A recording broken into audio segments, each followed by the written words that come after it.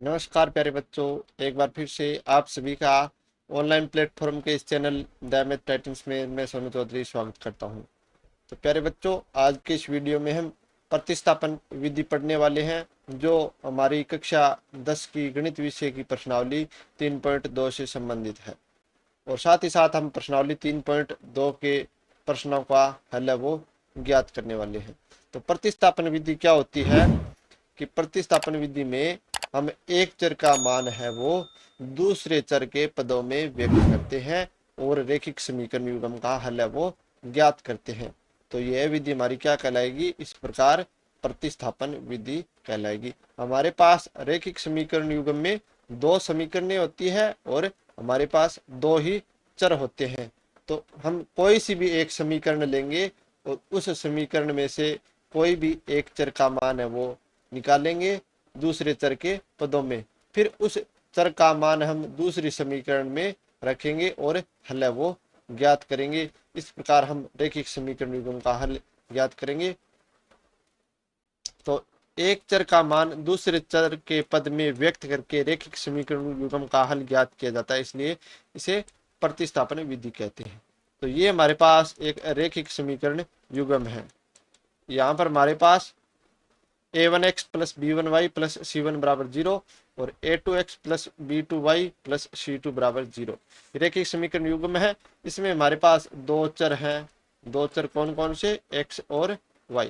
अब हम कोई सी भी एक समीकरण से कोई भी एक चर का मान है वो निकालेंगे। जैसे पहली समीकरण से हम चर x का मान निकाल लेते हैं। तो समीकरण एक से a1x बराबर क्या आएगा? Minus c1 minus b1y। तो x का मान क्या आया? Minus c1 minus b1y। ये a1 कहाँ आ जाएगा? भाग में। अब हम इस x का मान है वो दूसरी समीकरण में x की जगह प्रतिस्थापित करेंगे, यानी इस x को इस मान से प्रतिस्थापित कर देंगे, इसलिए इसे हम प्रतिस्थापन विधि कह रहे हैं। एक चर का मान है वो दूसरे चर के पद में व्यक्त कर रहे हैं। x जो चर है हमारा, इसका मान हम y चर के पद में व्यक्त कर रहे हैं यहाँ पर। तो a2 गुणा में माइनस c1 माइनस b1y बटा में a1 plus b2y plus c2 बराबर 0। तो अब देखिए, ये दो नंबर जो समीकरण है हमारी सिर्फ एक ही चर y में बन गई और हम इसको हल करके y का मान ज्ञात करेंगे और फिर इस y के मान की सहायता से हम y का मान यहाँ रखेंगे और x का मान है वो ज्ञात करेंगे। इस प्रकार हम दोनों चर x और y का मान है वो ज्ञात कर लेंगे और हमारा रैखिक समीकरण युग्म हल हो जाएगा। तो चलिए प्यारे बच्चों, हम प्रश्नावली 3.2 के प्रश्नों को हल करेंगे और समझेंगे कि हमें किस प्रकार इन प्रश्नों को हल करना है। तो रैखिक समीकरण युग्मों को प्रतिस्थापन विधि से हल करना है। हमारा पहला प्रश्न क्या है? हमारा पहला प्रश्न है कि x प्लस वाई बराबर 14।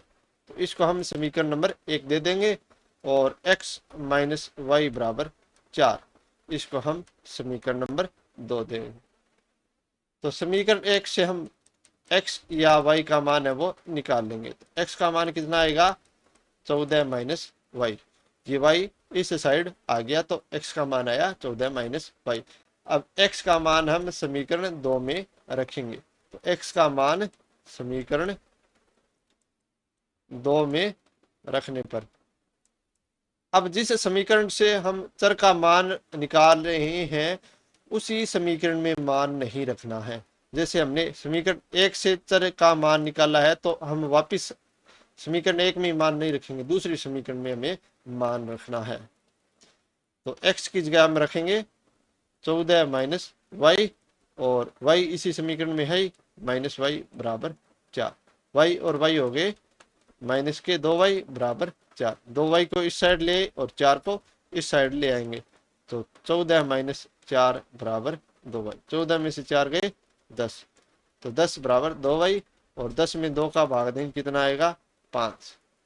तो y का मान कितना आया हमारे पास? 5।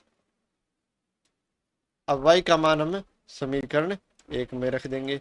तो y का मान समीकरण 1 में रखने पर, तो x प्लस 5 बराबर 14।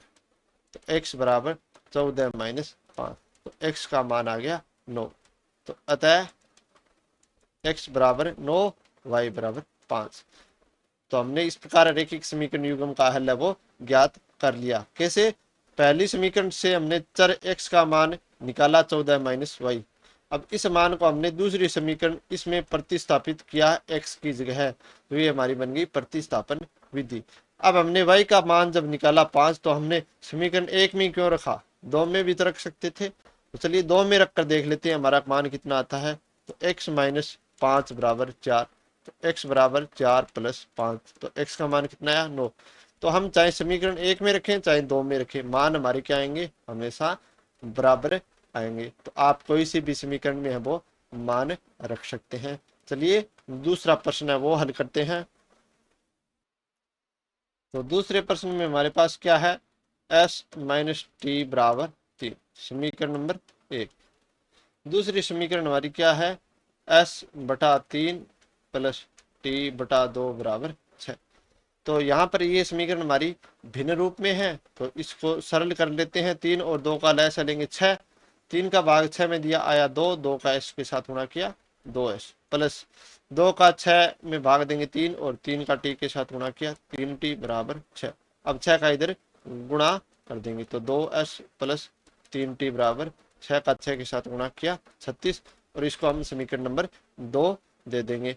अब समीकरण 1 से हम s या t का मान निकालेंगे। तो मान लीजिए हमने s का मान निकाल लिया, तो क्या है हमारे पास t प्लस 3, ये t को इधर ले गए तो प्लस में हो गई क्योंकि यहाँ पर क्या है माइनस की। अब s का मान समीकरण 2 में रखेंगे, तो s का मान समीकरण 2 में रखने पर, तो 2 गुणा t प्लस 3 प्लस 3t बराबर 36, 2 का t के साथ गुणा किया 2t और 2 का 3 के साथ, 2 का इस पहले t के साथ करेंगे और फिर 3 के साथ, तो गुणा किया 6 और 3t का 3t बराबर 36। 2 और t और 3t हो गए हमारे 5t, और 6 को इस साइड ले गए तो माइनस की हो गई 6, तो 5t बराबर हमारे पास आ गया 30। तो t का मान हमारे पास कितना आएगा, 30 भाग में 5, तो 30 में 5 का भाग देंगे कितना आएगा, तो t का मान आएगा 6। अब t का मान निकाल लिया, तो t का मान हम कहाँ रख देंगे, समीकरण 1 में। समीकरण 1 में रखने पर, तो s माइनस 6 बराबर 3, तो s बराबर 3 प्लस 6, s का मान आ गया 9। तो अतः s बराबर 9 और t बराबर 6। तो इस प्रकार हमने s और t का मान वो ज्ञात कर लिया। तो हमने पहली समीकरण से क्या किया, चर s का मान है वो निकाला। चर s का मान कितना है, t प्लस 3। अब इस मान को हमने दूसरी समीकरण में s की जगह प्रतिस्थापित किया, यानी s की जगह रखा। तो हमारे पास सिर्फ एक चर t में समीकरण बन गई इस प्रकार, और हमने इस प्रकार t का मान है वो ज्ञात कर लिया, और t के मान की सहायता से हमने फिर s का मान है वो ज्ञात किया। चलिए सब, अब हम तीसरा प्रश्न है उसका हल ज्ञात करेंगे। तो तीसरे प्रश्न की हमारी समीकरण में क्या है, 3x माइनस वाई बराबर 3, इसको हम समीकरण नंबर 1 दे देंगे। दूसरी समीकरण हमारे पास क्या है, 9x माइनस 3y बराबर 9, इसको हम समीकरण नंबर 2 दे देंगे। तो समीकरण 1 से हम x या y का मान निकालेंगे। तो समीकरण 1 से चलिए हम y का मान निकालेंगे, तो y को इस साइड ले गए और 3 को इस साइड ले जाएंगे, तो 3x माइनस 3, y का मान कितना आया, 3x माइनस 3। अब y का मान हम कहाँ रखेंगे, समीकरण 2 में। तो y का मान समीकरण 2 में रखने पर क्या आएगा, 9x माइनस 3 गुणा 3x माइनस 3 बराबर 9। तो 9x माइनस 3 का 3x के साथ गुणा किया 9x, और माइनस 3 का माइनस 3 के साथ गुणा किया प्लस के 9। तो 9 से 9 कट गया, तो 9 बराबर क्या आया 9। तो यहाँ पर हमारे पास चर नहीं बचा। तो चर नहीं बचा इसका मतलब क्या है, ये दोनों रेखिक समीकरण युग्म क्या है, समपाती है। तो स्पष्ट है कि उक्त रेखिक समीकरण युग्म समपाती होने के कारण इसके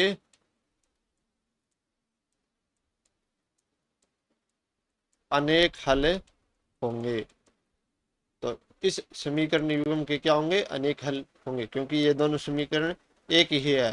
पहली समीकरण को 3 से गुणा कर देंगे तो हमारे पास दूसरी समीकरण आ जाएगी। चलिए चौथा प्रश्न है, उसका हल है वो ज्ञात करते हैं। तो चौथे प्रश्न में हमारे पास दशमलव में है 0.2x प्लस 0.3y बराबर 1.3।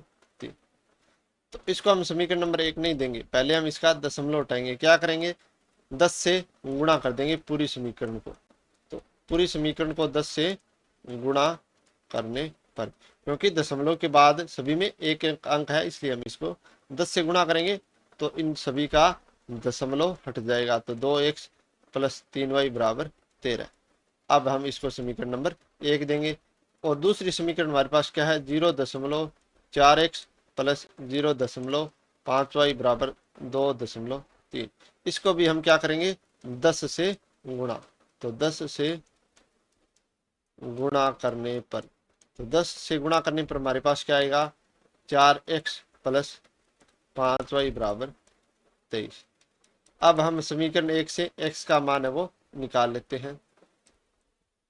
तो समीकरण 1 से 2x बराबर 13 माइनस 3y, 3y इस साइड ले तो माइनस में, x बराबर 13 माइनस 3y भाग में 2।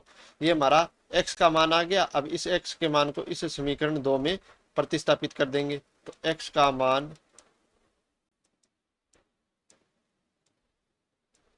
समीकरण 2 में रखने पर या प्रतिस्थापित करने पर, तो 4 गुणा 13 माइनस 3y बटा 2 प्लस 5y बराबर 23। तो 2 से 4 में भाग दिया 2 बार, फिर 2 का 13 के साथ गुणा कर देंगे तो 26, और 2 का माइनस 3 के साथ गुणा किया 6y प्लस 5y बराबर 23।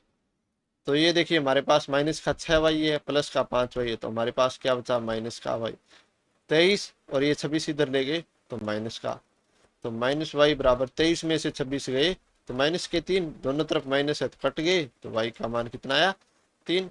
अब y का मान हम कहाँ रख देंगे, समीकरण 1 में। तो y का मान समीकरण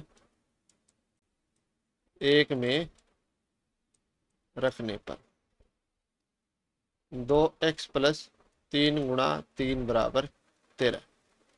तो 2x प्लस 9 बराबर 13। तो 2x बराबर 13 माइनस 9, तो 2x बराबर क्या आया 4। तो x बराबर 4 भाग में 2, तो 4 में 2 का भाग देंगे 2। तो अतः हमारे पास x का मान आ गया 2 और y का मान आ गया 3। तो इस प्रकार इस रेखिक समीकरण युग्म का हल क्या है, 2 और 3।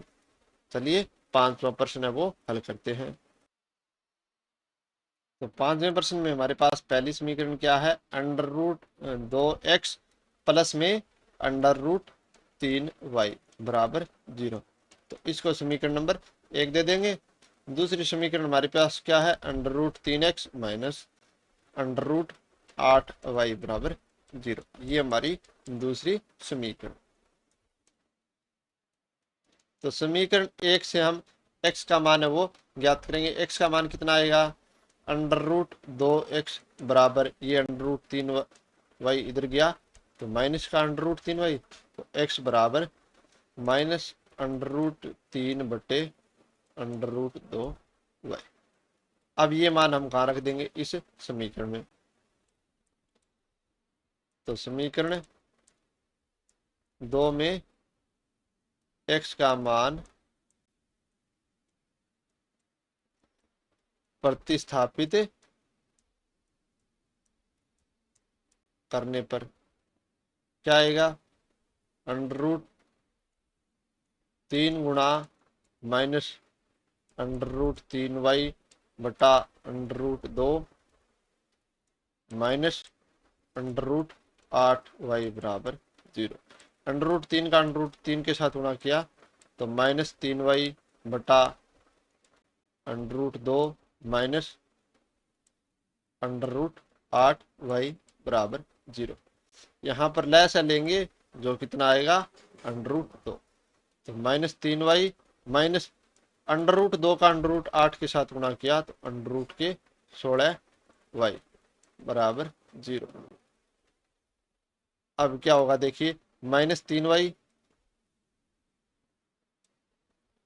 और ये हो गया √16 का मान कितना होगा, √16 हो गया 4 और √2 का इधर गुणा कर दिया बराबर 0 आ गया।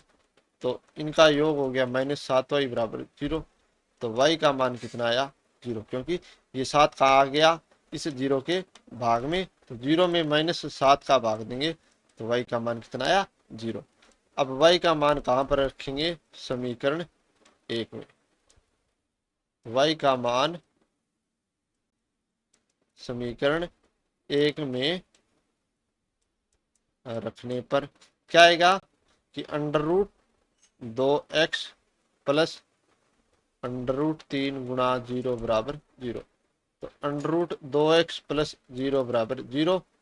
तो x का मान 0, ये √2 आ गया भाग में, तो x का मान भी कितना आया, 0। तो अतः x का मान 0 और y का मान भी 0। तो इस प्रकार हमने प्रतिस्थापन विधि से इस रैखिक समीकरण विगम को हल किया, x और y का मान है वो ज्ञात कर लिया। चलिए लास्ट प्रश्न देखते हैं, छठा प्रश्न। तो छठे में हमारे पास रैखिक समीकरण विगम क्या है, 3x बटा 2 माइनस 5y बटा 3 बराबर -2। यहाँ पर इसको हम समीकरण को थोड़ा सा हल करेंगे और सरल रूप में लिखेंगे। 2 और 3 का लसागु लेंगे, 6 आएगा, 2 का भाग 6 में देंगे 3 और 3 का 3x के साथ गुणा किया 9x, माइनस का निशान, 3 का भाग 6 में देंगे 2 आएगा और 2 का 5y के साथ गुणा करेंगे तो 10y बराबर -2। अब 6 का इधर गुणा कर देंगे तो 9x माइनस 10y बराबर आ गया हमारे पास 6 दुए 12, समीकरण नंबर 1। दूसरा हमारे पास क्या है, x बटा में 3 प्लस y बटा 2 बराबर 13 बटा 6। 3 और 2 का लसागु लेंगे, 6 आएगा, 3 का भाग 6 में दिया 2 तो 2 का x के साथ गुणा किया 2x, 2 का भाग 6 में देंगे 3 और 3 का y के साथ गुणा किया 3y बराबर 13 बटा 6। दोनों तरफ 6 है, कट गया, हमारे पास क्या बचा, 2x प्लस 3y बराबर 13। ये हमारी समीकरण नंबर 2। अब हम समीकरण 1 से कोई भी चर x या y का मान है वो निकाल लेंगे। तो x का मान निकाल लेते हैं, 9x बराबर 10y माइनस 12। ये 10y इधर गया प्लस का और ये माइनस का 12 है ही, तो 10y माइनस 12। तो x बराबर 10y माइनस 12 भाग में 9, ये 9 आ गया भाग में। अब x का मान क्या कर देंगे, हमें समीकरण 2 में रख देंगे। तो x का मान समीकरण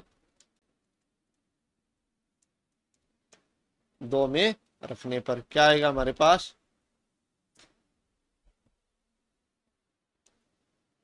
2 गुणा 10y माइनस 12 बटा 9 प्लस 3y बराबर 13। 2 का 10y के साथ गुणा किया 20y और 2 का -12 के साथ गुणा किया 24 भाग में 9 प्लस 3y बराबर 13। अब यहाँ पर हम लसागु लेंगे जो कितना आएगा 9। तो 20y माइनस 24, 9 तिये 27, तो 27y बराबर 13। तो 20y और 27y हो गए 47y माइनस 24 बराबर 3 का 9 का 13 के साथ गुणा किया तो 117। तो 47y बराबर 117 प्लस 24। तो 47y बराबर कितना आ गया हमारे पास 140। तो y का मान कितना आएगा 141 भाग में 47। तो y का मान आ गया 3। अब y का मान हम कहाँ रख देंगे समीकरण 1 में। तो y का मान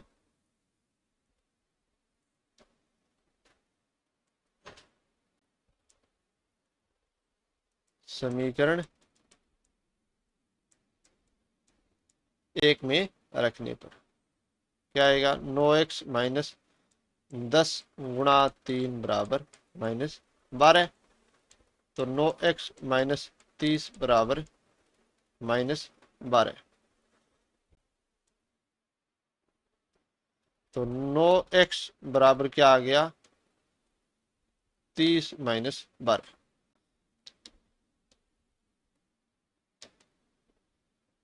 9x बराबर 30 माइनस 12। तो 9x बराबर 18। ये देखिए माइनस का 30 है इस साइड जाएगा तो प्लस का। तो x का मान 18/9 यानी x का मान हमारे पास कितना आ गया 2। तो अतः x बराबर 2 और y बराबर 3। तो पहले हमने क्या किया ये जो हमें समीकरण दी गई थी इन समीकरणों को हमने सरल रूप में बदला इस प्रकार। और फिर हमने समीकरण 1 से x का मान है वो निकाला। x का मान हमारे पास इतना आया। इस मान को हमने समीकरण 2 में इस x की जगह क्या किया प्रतिस्थापित किया और फिर हमने y का मान निकाला हल करके और फिर वापस y का मान हम समीकरण 1 में रखकर x का मान है वो ज्ञात कर लिया। तो इस प्रकार हमारे पास x का मान 2 आया और y का मान 3। चलिए इसी प्रश्नावली का दूसरा प्रश्न देखते हैं। दूसरा प्रश्न क्या है कि 2x प्लस 3y बराबर 11 और 2x माइनस 4y बराबर माइनस 24 को हल कीजिए और इसमें m का वह मान ज्ञात कीजिए जिसके लिए y बराबर mx प्लस 3 हो। तो यहाँ पर हमने पहले x और y का मान ज्ञात करना है और फिर x और y के मान की सहायता से m का मान है वो ज्ञात करना है। तो यहाँ पर हमारे पास दो समीकरण हैं 2x प्लस 3y बराबर 11। तो इसको हमने समीकरण नंबर 1 दे दिया और ये हमारी दूसरी समीकरण है 2x माइनस 4y बराबर माइनस 24। तो हम क्या करेंगे कि समीकरण 1 से x का जो मान है वो निकालेंगे। x का मान कितना आएगा समीकरण 1 से तो 2x बराबर 11 माइनस 3y। तो x बराबर आ गया 11 माइनस 3y भाग में 2 आ गया भाग में। अब हम क्या करेंगे ये मान है इस समीकरण में x की जगह प्रतिस्थापित करेंगे। तो x का मान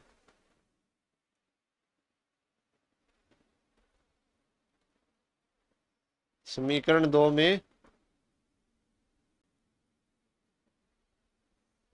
प्रतिस्थापित करने पर तो 2 गुणा 11 माइनस 3y बटा में 2 माइनस 4y बराबर माइनस 24। 2 से 2 कट गया तो 11 माइनस 3y माइनस 4y बराबर माइनस 24। तो ये हो गए माइनस के 7y और ये 11 इधर गए तो माइनस 24 और माइनस 11 ये 11 इधर गया तो माइनस का तो माइनस 7y बराबर माइनस के 35। तो y का मान कितना आया माइनस 35 भाग में माइनस 7 यानी y का मान आ गया 5। अब हम क्या करेंगे y का मान है वो समीकरण 1 में रखेंगे। तो y का मान समीकरण 1 में रखेंगे तो 2x प्लस 3 गुणा 5 बराबर 11। तो 2x प्लस 5 थी 15 बराबर 11। तो 2x बराबर क्या आया 11 माइनस 15। तो 2x बराबर माइनस 4। तो x बराबर -4 भाग में 2, तो x बराबर आ गया -2। तो अतः x का मान कितना है -2 और y का मान 5। अब हमें m का मान भी ज्ञात करना है, तो m का मान ज्ञात करेंगे हम। तो y बराबर mx प्लस 3 में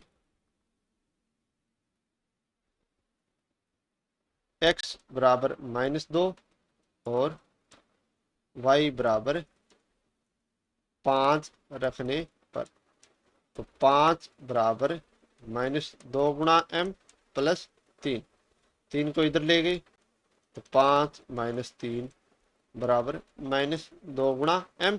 5 में से 3 गई 2, तो 2 बराबर -2 गुणा m। m का मान कितना आ जाएगा, 2 के भाग में -2 और 2 में 2 का भाग देंगे -1। ये हमारा क्या है फाइनल आंसर। तो m का मान हमारे पास आ गया -1। चलिए अब हम तीसरा जो प्रश्न है उस प्रश्न को हल करेंगे। निम्न समस्याओं में रैखिक समीकरण युग्म बनाइए और उनके हल प्रतिस्थापन विधि द्वारा ज्ञात कीजिए।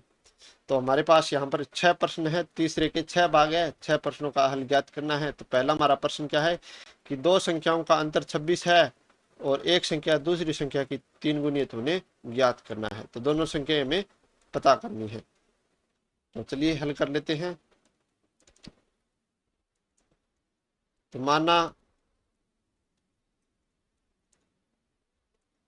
पहली संख्या x और दूसरी संख्या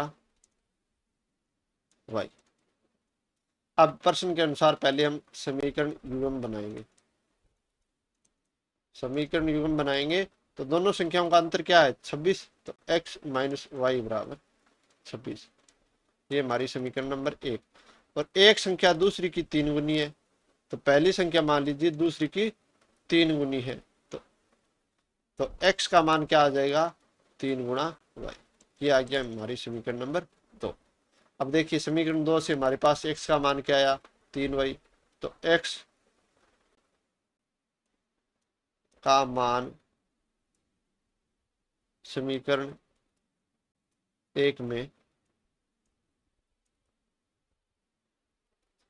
प्रतिस्थापित करने पर, यहाँ पर हमें हमारा x का मान ऑटोमेटिकली बन गया हमारे कथन से। हमारा कथन क्या था कि एक संख्या दूसरी संख्या की 3 गुनी है, यानी पहली संख्या वो दूसरी की 3 गुनी हमने मान ली। तो x बराबर 3 गुणा y। ये हमारा x का मान आ गया 3y। अब यहाँ पर x की जगह रख देंगे 3y माइनस वाई बराबर 26।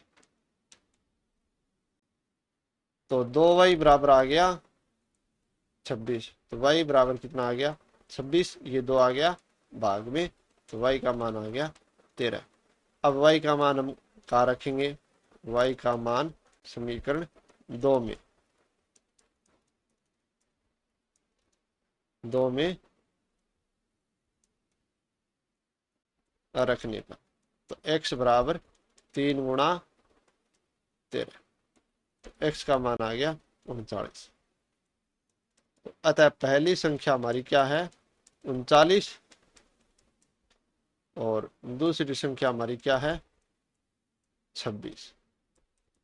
इस प्रकार हमने पहले हमारे कथन से हमने रैखिक समीकरण युग्म बनाए और फिर उनको प्रतिस्थापन विधि से हल किया। चलिए अब हम दूसरा प्रश्न देख लेते हैं। दूसरा प्रश्न हमारा क्या है कि दो संपूरक कोणों में बड़ा कोण छोटे कोण से 18 डिग्री अधिक है, तो उन्हें ज्ञात कीजिए। अब यहाँ पर आप कहोगे हमें एक ही कथन दिया है, एक ही कथन क्या दिया है कि बड़ा कोण छोटे कोण से 18 डिग्री अधिक है। तो आप प्रश्न को ध्यान से पढ़ो, हमें क्या दिया हुआ है संपूरक कोण। तो ये भी हमारा अपने आप में एक कथन है और ये कथन हमारा दूसरा हो गया। तो हमें समीकरण युग्म बनाएंगे इन कथनों की सहायता से। तो माना बड़ा कोण x हमने मान लिया x और छोटा कोण हमने मान लिया y। तो अब प्रश्न के अनुसार हम समीकरण युग्म बनाएंगे। अब संपूरक कोण युग्म है, तो दोनों कोणों का योग कितना होगा, छोटे और बड़े का योग होगा 180 डिग्री। संपूरक कोण का योग हमेशा कितना होता है 180 और पूरक कोणों का योग 90 डिग्री। तो ये हमारी पहली समीकरण। अब बड़ा कोण छोटे कोण से 18 डिग्री अधिक है, तो ये बड़ा कोण x बराबर छोटे कोण से 18 डिग्री अधिक है, तो छोटे कोण में हम 18 डिग्री का मान जोड़ देंगे, तो ये हमारा x का मान आ गया। अब इस x के मान को हम समीकरण 1 में प्रतिस्थापित है वो कर देंगे। तो समीकरण 2 से x का मान समीकरण 1 में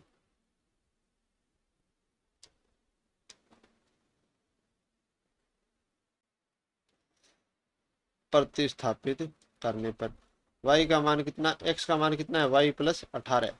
तो यहाँ पर रखेंगे x की जगह y प्लस 18, फिर y बराबर 180, y और y हो गए 2y, और 18 को हम इस साइड ले माइनस के, तो 2y बराबर 162 डिग्री। तो y का मान कितना आ गया, 162 भाग में 2, y का मान आ गया 81 डिग्री। अब हम क्या करेंगे, y का मान समीकरण 2 में रखेंगे। तो y का मान समीकरण 2 में रखने पर, तो x बराबर 81 डिग्री प्लस 18 डिग्री, x बराबर 99 डिग्री। अतः बड़ा कोण कितना हो गया, 99 डिग्री, और छोटा कोण हमारा कितना हो गया, 81 डिग्री। चलिए बच्चों, अब हम तीसरे प्रश्न की ओर चलते हैं और हल ज्ञात करते हैं। एक क्रिकेट टीम के कोच ने 7 बल्ले और 6 गेंदें 3800 रुपये में खरीदी, और बाद में उसने 3 बल्ले और 5 गेंदें 1750 रुपये में खरीदी। तो प्रत्येक बल्ले और प्रत्येक गेंद का हमें मूल्य ज्ञात करना है। तो हम एक बल्ले का मूल्य x मान लेंगे और गेंद का मूल्य y मान लेंगे। हमारे पास दो कथन है, तो इन दोनों कथनों से हमारे पास रैखिक समीकरण युग्म है वो बन जाएगा। तो माना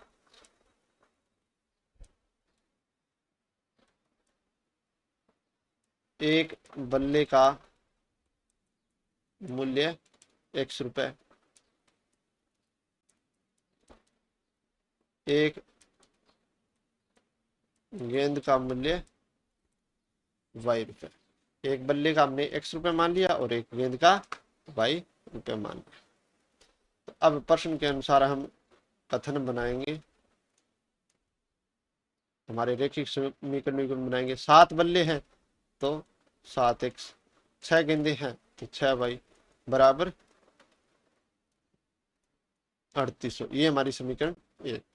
3 बल्ले हैं तो 3x प्लस 5 गेंदे हैं तो 5y बराबर 1750, ये हमारी समीकरण नंबर 2। अब हम समीकरण 1 से x का मान है वो निकालेंगे। समीकरण 1 से 7x बराबर 3800 माइनस 6y, तो x बराबर 3800 माइनस 6y भाग में 7, ये 7 आ गया भाग में। अब हम x का मान वो समीकरण 1 में प्रतिस्थापित कर देंगे। क्या आएगा, इस समीकरण 2 में, सॉरी 1 से तो हमने निकाला है, तो 3 गुणा x है, तो 3 गुणा 3800 माइनस 6y भाग में 7 प्लस 5y बराबर 1750। अब हम क्या करेंगे, 3 का गुणा कर दिया 3800 के साथ, तो 2 0 8 3 24 हासिल 2 3 3 9 और 2 11, 11,400, और 3 का माइनस 6 के साथ गुणा किया तो माइनस 18y भाग में 7 प्लस 5y बराबर 1750। अब लय से लेंगे कितना आएगा 7, तो 11,400 माइनस 18y, 7 5 35y बराबर 1750। तो 11,400 माइनस 35 में से 18 गए तो 17y, और 7 का इधर गुणा किया तो 0, 5 7 35 हासिल 3, 7 7 49 और 3 52 हासिल 5, 7 7 और 5 12। तो 17y बराबर 12,250, और ये इधर गए माइनस में 11,400। तो 17y बराबर घटाव करेंगे तो 0 में से 0 गया 0, 5 में से 0 गया 5, 2 में से 4 नहीं जाएगा तो 12, 12 में से 4 गए 8, तो 850 आएगा। तो y बराबर 850 भाग 17। तो y का मान हमारे पास कितना आया, 17 पंजे 85 यानी 50 आया। y का मान कितना आया, 50। अब हम इस मान को कहाँ रख देंगे, समीकरण 1 में रख देंगे। तो चलिए रख लेते हैं।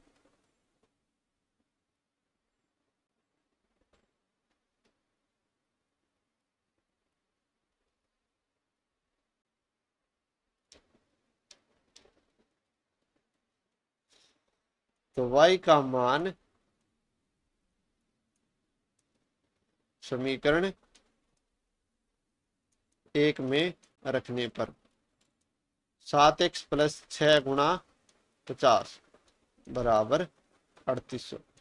तो 7x प्लस 300, 50 का 6 के साथ गुणा किया 300। अब 300 को इधर ले गए तो 7x बराबर 3800 माइनस 300। तो 7x बराबर हमारे पास आ गए 3500। तो x बराबर 3500 भाग 7, x का मान आया 500। तो x का मान 500 आया और y का मान 50।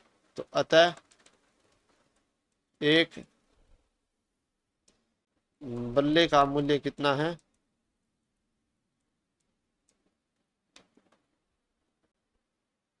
एक बल्ले का मूल्य कितना है हमारे पास 500 रुपए, और एक गेंद का मूल्य कितना आया 50 रुपए। तो इस प्रकार हमने प्रतिस्थापन विधि से इस प्रश्न को हल किया। बल्ले का मूल्य x माना और गेंद का y, और जो दो कथन दिए हुए उन कथनों की सहायता से हमने रैखिक समीकरण युग्म बनाया। फिर हमने क्या किया कि समीकरण 1 से हमने x का मान ज्ञात किया, और उस एक x के मान को हमने समीकरण 2 में प्रतिस्थापित किया। फिर प्रतिस्थापित करने के बाद हमने y का मान ज्ञात किया, और फिर y के मान की सहायता से हमने समीकरण 1 की सहायता से x का मान है वो ज्ञात कर लिया। तो चलिए अब हम चौथा प्रश्न जो है वो हल करते हैं। तो चौथा प्रश्न हमारा क्या है कि एक नगर में टैक्सी के भाड़े में एक नियत भाड़े के अतिरिक्त चली गई दूरी पर भाड़ा सम्मिलित किया जाता है। 10 किलोमीटर दूरी के लिए भाड़ा 105 रुपये है तथा 15 किलोमीटर के लिए भाड़ा है वो 155 रुपये है। तो नियत भाड़ा तथा प्रति किलोमीटर भाड़ा क्या है, एक व्यक्ति को 25 किलोमीटर यात्रा करने के लिए कितना भाड़ा देना होगा। अब देखिए क्या है कि एक नगर में एक टैक्सी के लिए एक नियत भाड़ा फिक्स है, यानी आप चाहे कितनी ही दूरी जाए एक नियत भाड़ा है वो लगेगा ही लगेगा। और साथ ही साथ प्रत्येक किलोमीटर के लिए आपको भाड़ा देना होगा। तो हमें 10 किलोमीटर के लिए 105 रुपये चुकाने होते हैं और 15 किलोमीटर के लिए 155 रुपये। तो हमें एक फिक्स भाड़ा है, फिक्स किराया है वो पता करना है, और हर एक किलोमीटर का कितना भाड़ा लगता है वो ज्ञात करना है। तो चलिए ज्ञात करते हैं। तो माना नियत किराया यानी जो फिक्स है लगना ही लगना है वो मान लिया x रुपए, और प्रति किलोमीटर का किराया हमने मान लिया y रुपए। अब प्रश्न के अनुसार हम रैखिक समीकरण युग्म बनाएंगे। तो 10 किलोमीटर का किराया 105 रुपये है, तो फिक्स तो लगना ही लगना है। फिर 10 किलोमीटर का कितना लगेगा 10y बराबर 105। अब 15 किलोमीटर का तो x प्लस 15y बराबर 155। ये हमारी समीकरण नंबर 2 हो गई। समीकरण 1 से हम x का मान निकाल लेंगे। तो समीकरण 1 से x का मान कितना आएगा 105 माइनस y। x का मान समीकरण 2 में प्रतिस्थापित करने पर, अब यहां पर हम क्या रखेंगे 105 माइनस वाई, तो 105 माइनस वाई, सॉरी 10 वाई है यहाँ पर, 10 वाई प्लस 15 वाई बराबर 155। तो 105 को इस साइड ले, 15 वाई में से 10 वाई गए, तो 5 वाई बराबर 155 माइनस 105, तो 5 वाई बराबर आ गए 50। तो वाई बराबर 50 भाग में 5, तो 50 में 5 का भाग देंगे 10, तो वाई का मान आ गया अब 10। अब हम इस वाई के मान को कहाँ रख देंगे, इस समीकरण में। तो वाई का मान समीकरण 1 में रखने पर x प्लस 10 गुणा 10 बराबर 105, 10 का 10 के साथ गुणा किया 100, तो 100 बराबर 105, तो x बराबर 105 माइनस 100, इस 100 को इधर लेके माइनस का, तो x का मान आया 5। तो अतः नियत भाड़ा या किराया कितना है,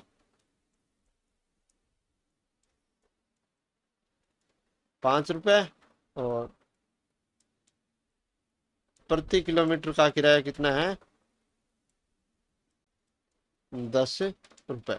अब हमें 25 किलोमीटर यात्रा का भाड़ा निकालना है, तो 25 किलोमीटर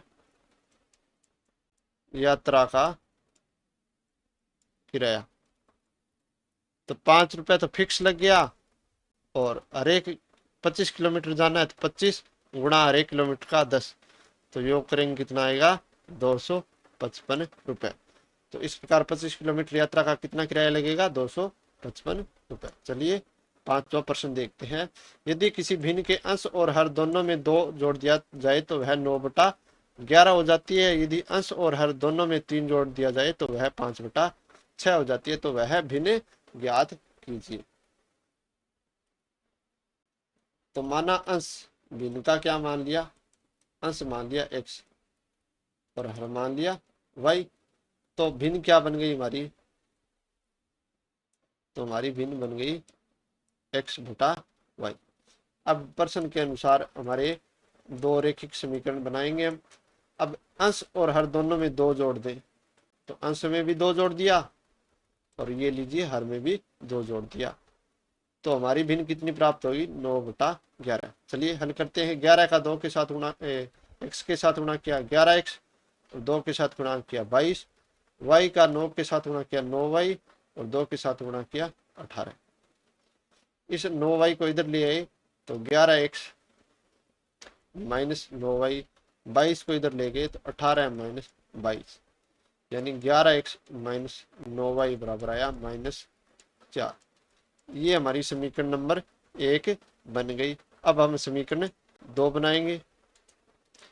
अब दूसरा कथन क्या दे रखा है, हर और अंश दोनों में 3 जोड़ दिया जाए, x प्लस 3 और y प्लस 3 बराबर क्या बन गई, 5/6। तो अब 6 का इधर गुणा कर दिया, तो 6x प्लस 18, इस y प्लस 3 का 5 की तरफ गुणा कर दिया, तो 5y प्लस 5 का 3 के साथ गुणा किया 15, तो 6x माइनस 5y बराबर 15 माइनस 18। 18 को इस साइड ले तो माइनस के, 5y को इस साइड ले तो माइनस का। तो अब देखिए क्या है हमारे पास, 6x माइनस 5y बराबर -3। ये हमारी समीकरण नंबर 2। अब समीकरण 1 से क्या आएगा हमारे पास, x का मान निकाल लेते हैं, तो 11x बराबर -4 प्लस 9y, यानी x बराबर 9y। इस 4 को हम माइनस में लिख लेते हैं और 11 भाग में। तो अब x का मान समीकरण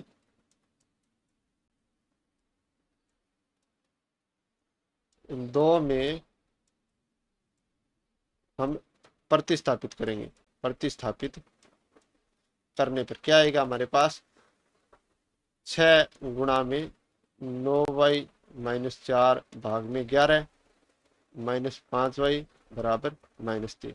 6 का 9y के साथ गुणा किया तो 9 छके 54 -6 चुके 24 भाग में 11 -5y बराबर -3। लय से लेंगे कितना आएगा 11,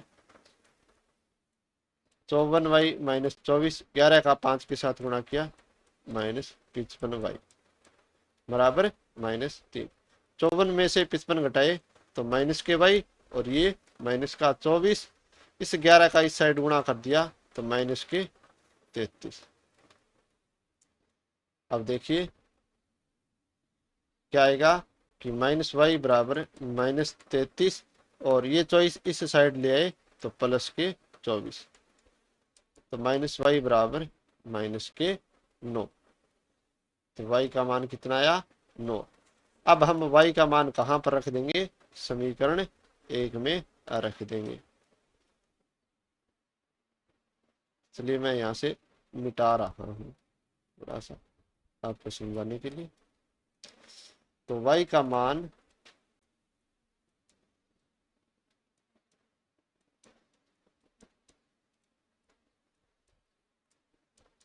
समीकरण 1 में रखने पर, ये हमारी समीकरण 1 है, तो 11x - 9 × 9 बराबर -4। तो 11x - 81 बराबर -4।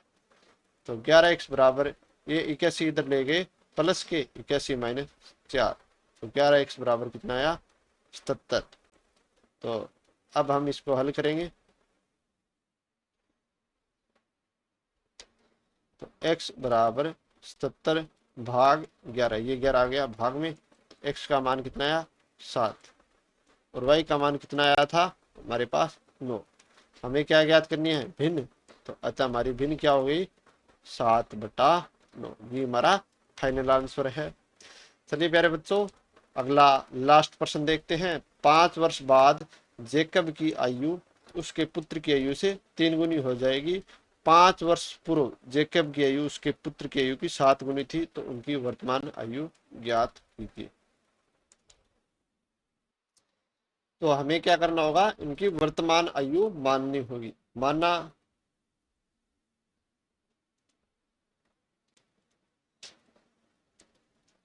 जेकब की वर्तमान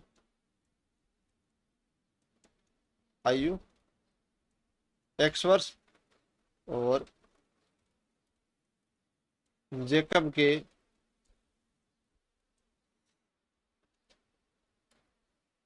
पुत्र की वर्तमान आयु हम मान लेंगे y वर्ष। अब पहली शर्त के अनुसार हमें क्या दे रखा है, 5 वर्ष बाद। तो 5 वर्ष बाद जेकब की आयु, तो कई क्या करेंगे 5 से यहाँ पर गुणा कर देंगे।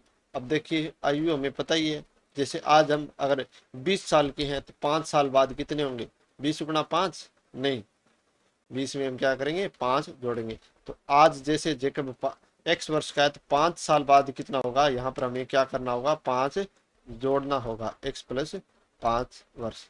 तो आयु में बच्चे ज्यादातर यहीं पर गलती करते हैं। और 5 वर्ष बाद जेकब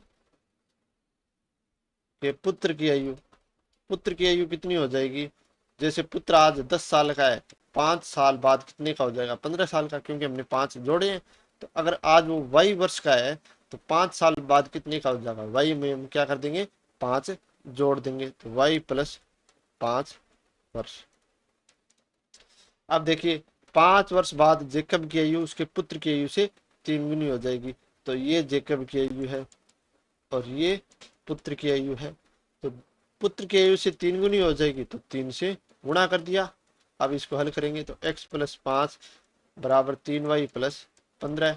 इस 3y को इधर ले गए तो x - 3y बराबर 15, और 5 को इधर लाए -5, x माइनस 3y बराबर 10। ये हमारी समीकरण नंबर 1 बन गई।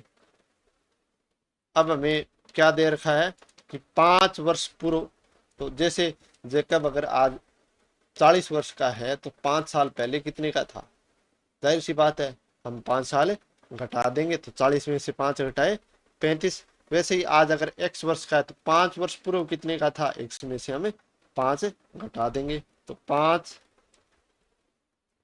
वर्ष पूर्व जेकब की आयु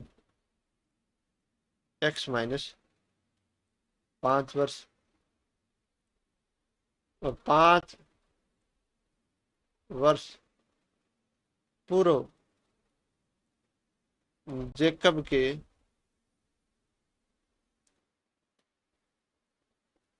पुत्र की आयु कितनी है, y माइनस 5 वर्ष। अब प्रश्न के अनुसार क्या दे रखा है कि 5 वर्ष पूर्व जेकब की आयु है वो पुत्र की आयु की 7 गुनी थी। तो ये हो गई जेकब की आयु और ये हो गई पुत्र की आयु। अब पुत्र की आयु की 7 गुनी थी तो 7 से गुणा कर देंगे। चलिए हल करते हैं। x माइनस 5 बराबर 7y माइनस 7 का 5 के साथ गुणा किया 35। तो x माइनस 7y बराबर, इस 5 को इधर ले गए तो -35 प्लस 5, x माइनस 7y बराबर -30। ये हमारा समीकरण नंबर 2। अब हम हल करेंगे समीकरण 1 से। तो समीकरण 1 से x का मान कितना आ गया, x बराबर आ गया 3y प्लस 10। यहाँ से 3y को इधर ले आए, माइनस का है तो हो गया प्लस का। अब x का मान समीकरण 2 में प्रतिस्थापित करने पर, तो 3y प्लस 10 फिर माइनस का 7y बराबर माइनस का 30। 3y में से 7y गए माइनस के 4y, और ये 10 इधर गया तो माइनस का 10, तो -4y बराबर -40। तो y बराबर -40 और भाग में आ गया -4, तो y बराबर आ गया 10। अब हम क्या करेंगे, y का मान समीकरण 1 में रखेंगे। तो y का मान समीकरण 1 में रखने पर x माइनस 3 गुणा 10 बराबर 10। तो x माइनस 30 बराबर 10। तो x बराबर 10 प्लस 30 यानी आ गया 40। तो ये आ गया हमारा x का मान, ये हमारा है y का मान।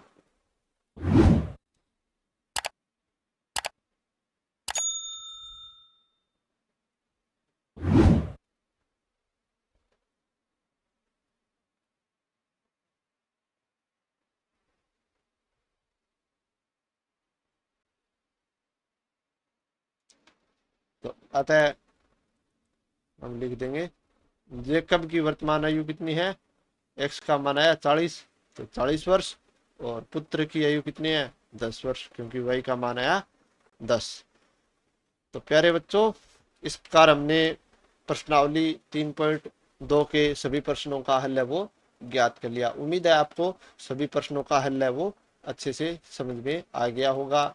मिलते हैं अगले वीडियो में प्रश्नावली 3.3 के हल के साथ, जिसमें हम विलोपन विधि के बारे में अध्ययन करेंगे।